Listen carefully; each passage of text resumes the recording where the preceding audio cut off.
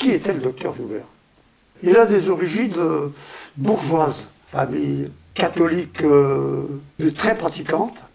Camille Joubert a fait des études secondaires chez les maristes, à Courpierre. Et il a fait ses études de médecine, brillamment, est devenu médecin très jeune. Il a ouvert un cabinet et il travaillait déjà beaucoup. Et il a eu le déclenchement de la Première Guerre mondiale. Et Camille Joubert a été mobilisé et lui, il a été immédiatement dans les premières lignes, aux tranchées, à la sortie des tranchées. Et très vite, il n'a plus fait de fonction de médecin, mais il a fait des fonctions de chirurgien. Car vous le savez bien, l'horreur de cette Première Guerre, ça a été les blessures considérables, une boucherie terrible. Or, il est resté, lui, jusqu'en 1918, toujours en première ligne. Il a changé beaucoup. Il était contre cette boucherie qu'il ne pouvait plus accepter. Et il ne vivait qu'en tablier, non pas blanc, mais comme il disait, en tablier de boucher. Parce qu'il était maculé de sang enfin bref. Le docteur Joubert, donc, avait son poste sur le champ de bataille, et il avait bien sûr des aides, notamment des infirmières. Et il a reçu une jeune femme, Lydia, qui donc est restée avec le lieutenant jusqu'au 11 novembre. Et donc, à l'armistice, tout le monde est rentré chez soi. Elle à Paris, et le docteur à Thiers. Le docteur arrive en haut du rempart, la porte du couloir était ouverte, il rentre chez lui, complètement vide, il n'y avait plus personne, pas de femme, la plupart des meubles étaient enlevés, il n'y avait rien. Plus personne n'avait de nouvelles. 1919, voilà que le docteur tombe malade, grièvement malade, et il a pensé à écrire à cette infirmière pour lui demander si elle voulait bien venir le soigner. Et elle est venue. Et elle n'est pas repartie. Et finalement, ils ont fait un couple assez exceptionnel. Après avoir eu le choix intense, réel, qui n'était pas, comme on dit aujourd'hui, c'était pas du cinéma, c'était pas par mode, c'était par croyance. Il est devenu, après la guerre, un véritable athée, matérialiste.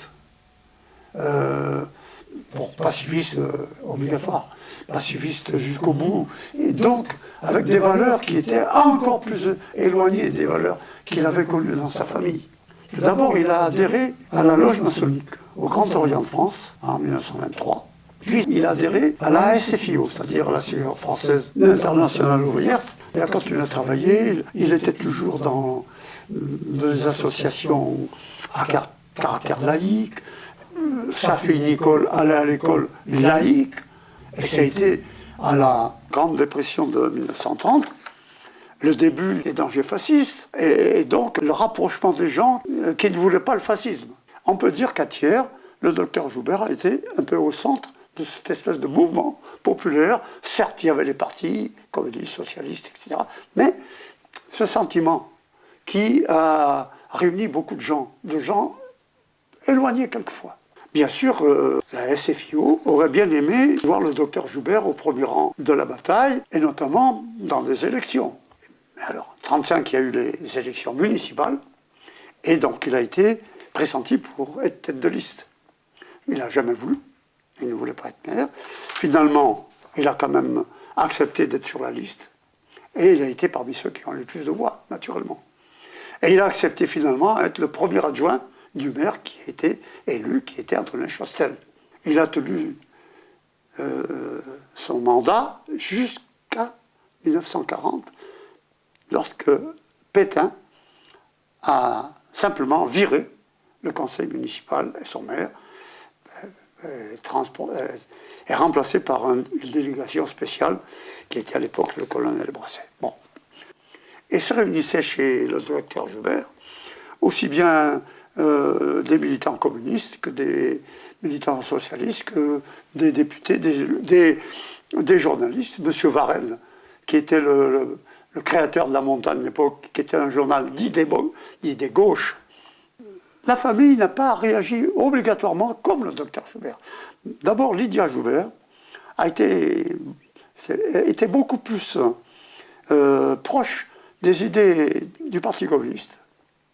Et on peut dire qu'Alain et Nicole encore plus, parce qu'eux, ils ont adhéré au Parti communiste. Ce que Mme Joubert n'a jamais fait. Et la grande chose, c'est le voyage en Union soviétique de Camille et Lydia Joubert. Et ils ont vu pas mal de choses. Et le retour a été tout à fait exceptionnel. Là encore, le docteur a franchi un pas. Et comme ça, il est devenu le premier président des Amis de l'Union soviétique du Puy-de-Dôme. Et bien sûr, les choses se sont précipitées parce que, à leur retour, très rapidement, les événements en Allemagne en 1933, donc Hitler avait pris le pouvoir. Après, il y a eu la révolution qui s'est faite par la guerre civile en Espagne. C'est pour cela d'ailleurs que chez le docteur Joubert ont défilé beaucoup de monde. Non seulement les gens dont je parlais tout à l'heure, qui étaient des acteurs du pays, mais beaucoup d'Allemands, d'Autrichiens qui avaient été persécutés ou qui n'acceptaient pas le régime hitlérien, beaucoup passaient par tiers. Il y a eu quand même en 1939 un événement important qui les a interpellés beaucoup et qui a été l'objet de nombreuses discussions. C'est le pacte de non-agression germano-soviétique qui a induit en France l'interdiction des partis communistes, l'interdiction de l'humanité, l'interdiction de tous les journaux périphériques, l'interdiction de toutes les associations plutôt favorables à l'Union soviétique, ce qui faisait beaucoup de monde. On a eu des arrestations nombreuses de jeunes communistes. Certains ont été relâchés, d'autres pas du tout. Pétain en a rajouté et en mettait à l'abri les gens qui étaient soupçonnés d'être un peu pro-russes. Et c'est la raison pour laquelle, en 1940, au mois d'octobre, plusieurs personnes à tiers ont été à nouveau arrêtées, dont 2 femmes. Madame Joubert et une jeune femme qui s'appelait Antonine Planche, sous prétexte qu'elles étaient dangereuses pour l'État. Un mois après, Nicole Joubert, elle était un week-end chez elle à Thiers, le commissaire de Thiers a déboulé chez eux, elle a mis en état d'arrestation. Ils l'ont accusée de travail pro-russe, pro-communiste. En 1942, Nicole a fini sa peine. Madame Joubert est remise en liberté et le docteur Joubert est assigné à résidence à Jose. Ils ont été avertis, à un moment donné, qu'ils allaient être arrêtés eux-mêmes. Ils sont partis. Et les Joubert ont changé de nom. Et ils étaient de braves retraités, monsieur et madame Juge. Lui, c'était Claude Juge. Et l'autre, madame Joubert, était Louise Juge. Et ils se sont installés comme des paisibles retraités à Châteauneuf. Ils ont vécu là. Nicole n'est pas rentré à Jos. Et Alain, entre-temps, a délaissé le collège et est parti lui-même dans une section de FTP pour faire de la lutte armée une chose plus importante qu'elle ne l'était jusqu'à ce moment. Et on peut dire qu'il a été, Alain, un des premiers qui a constitué un maquis à Haute-Loire, le fameux le camp Vaudely, qui est extrêmement connu par ses actions, ses activités nombreuses. Et voilà. Alain a été pris par la suite. Il a été arrêté là derrière, dans la rue qui est derrière. On appelait ça l'arrêt des autobus. Nicole s'est fait ramasser à Saint-Étienne par la suite, puis ensuite a été déportée. Le docteur Joubert, lui, était malade. Il est mort en avril 1944, donc au mois de mai 1944. J'étais moi-même clandestin à Montluçon. J'étais le responsable de la jeunesse patriotique et combattant de l'Allier. Un des responsables m'a dit, il faut que tu reçoives tel jour à tel endroit une dame qui s'appelle Louise. Tu l'appelleras Madame Louise. Louise, en question, c'était Madame Joubert. Madame Joubert a fait un travail énorme avec l'FTP de l'Allier. Elle a constitué le service de santé. Et d'ailleurs, à la Libération, elle avait organisé un petit hôpital d'urgence qui a bien servi à beaucoup de nos copains qui ont été blessés. Car, bien sûr, elle a refait son métier d'infirmière. En tous les cas, elle organisait. À la Libération, finie, Madame Joubert n'a pas voulu partir. Elle est restée à Montluçon et elle a travaillé avec un des médecins qui avait été avec elle dans la résistance, et ils ont fait admettre par la municipalité de l'époque de transformer un château en une sorte de maison de repos, parce qu'elle pensait à ses enfants quand ils allaient venir, s'ils revenaient. Et les 2 enfants sont venus là. Et donc, elle a beaucoup aidé les déportés, les anciens prisonniers qui étaient venus, quelques résistants aussi, se refaire une santé, parce qu'il fallait faire des diagnostics, c'était très long, et surtout le dépérissement de ces gens qui avaient plus rien de vivant dans eux. Et Alain encore plus, qui était malade, parce qu'Alain avait été pris pour faire des expériences chimiques. Donc, il arrivait, il était jaune canari, enfin bref.